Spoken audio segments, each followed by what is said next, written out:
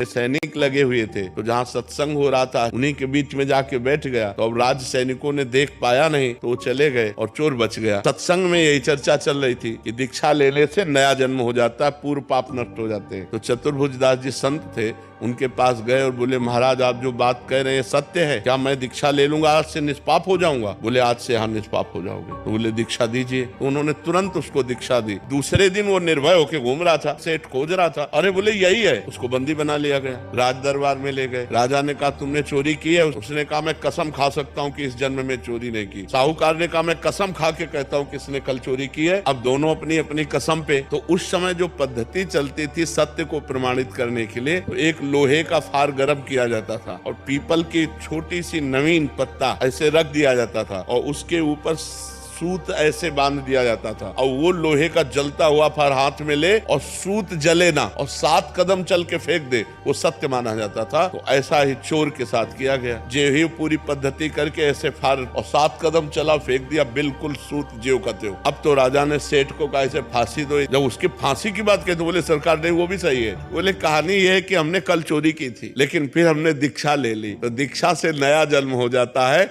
इसलिए मैंने इस जन्म में चोरी नहीं की। इस